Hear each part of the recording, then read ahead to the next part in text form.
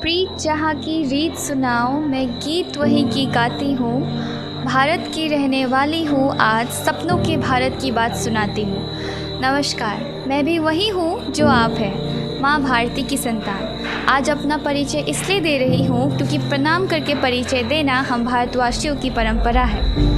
मैं वर्षा की और जवाहर नवोदय विद्यालय रंगाजान तिनसुकिया की कक्षा 12वीं की छात्रा हूँ और आज आपके सामने 2047 के भारत यानी हमारे सपनों के भारत के विषय में अपने कुछ विचार आपके साथ साझा करना चाहूँगी। हम सभी जानते हैं कि भारत को 1947 में आज़ादी मिली थी और 2047 में हम भारत के 100वें आज़ादी का जश्न मनाएंगे। भारत 140 करोड़ आबादी को अपनी आंचल की छाँव में घिरे हुए एक ऐसा अद्भुत देश है जो 28 राज्यों के रूपों में अटूट काल में मौजूद है। लेकिन ये सिर्फ सीमाओं से घिरा हुआ एक देश नहीं, माँओं की भवनाचल है, हमारी आधार है, हमारी पालनहार है, हमारी पहचान है। लेकिन हम कभी गौरवान्वित महसूस किया करते थे क्योंकि हम ऐसे देश में रह रहे थे जहाँ अशोक सम्राट जैसा राजा था। हम ऐसे देश में रह रहे थे जहाँ तक्षशिला और नालंदा जैसे विश्वविद्यालय थे जिसने समूचे विश्व में ज्ञान का शोभा बढ़ाया हुआ था।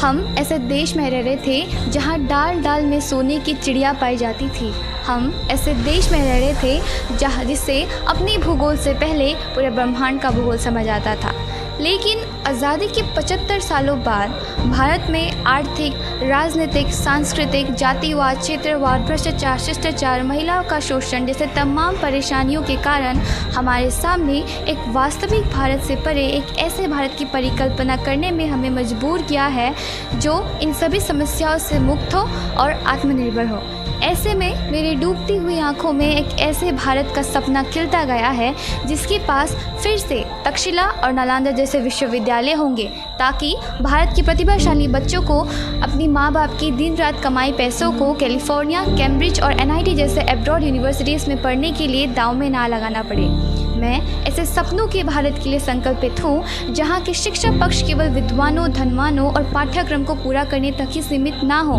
बल्कि वो सहायक हो बच्चों में एंटरप्रेन्योर माइंडसेट को डेवलप करने के लिए, बच्चों में बिजनेस ब्लस्टर्स आइडियाज़ को जन्म देने के लिए, उनकी सोच की सीमाओं को बढ़ाने के लिए, ताकि फिर से मेरे सपनों के भारत में एक नया चाणक्य, एक नया आर्यभट्ट, एक जैसी बोस जैसे नए वैज्ञानिक, रामानुजन जैसे नए गणितज्ञ, रविंद्रनाथ टैगोर जैसे नए कवि और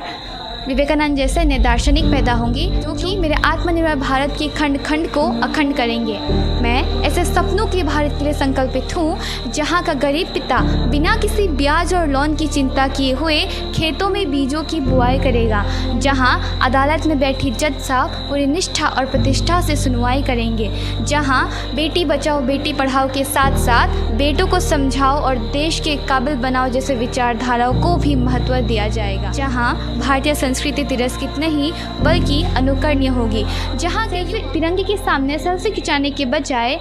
चिकित्सा, ज्ञान, विज्ञान इन सभी माध्यमों के जरिए आत्मनिर्भर भारत के लिए कंट्रीब्यूट करेगा। मैं ऐसे सपनों के भारत के लिए संकल्पित हूँ जहाँ दीनहीन गरीब से गरीब लोग भी ये महसूस करेंगे कि ये उनका देश है और इसके निर्माण में उनकी आवाज़ का भी महत्व है। मैं ऐसे सपनों के भारत के लिए संकल्पित हूँ जहाँ विभिन्न संप्रदाय पर मेलजोल होगा, ऊंची और नीची वर्गों में कोई भेदभाव नहीं होगा, महिलाओं का संरक्षण होगा, हर छात्र का भविष्य सुरक्षित होगा, हर गली पे निहाल होगा, हर परिवार खुशहाल होगा। ऐसा होगा मेरे सपनों का भारत जहां भिन्न किसी भी चीज़ से नहीं उनके सपनों से होगा। लेकिन हमारे सपनों का भारत केवल तभी अस्तित्व में आएगा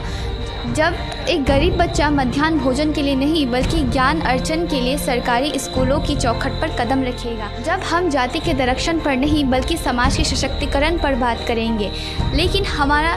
सपनों का भारत तब तक अस्तित्व में नहीं आ सकता जब तक इस देश का एक भी नागरिक चारित्रिक रूप से भ्रष्ट, मानसिक रूप से अंधा, कायनितिक रूप से गंधा और विभिन्न शैक्षिक मालमूल्यों के आंकड़ों से छिन्न पिन पैपन में अखंड भारत को खंड खंड करता रहेगा, तब तक हमारे सामने हमारे सपनों का भारत नहीं आ सकता। लेकिन जिस दिन से हम सभी संकल्पित होकर मिलकर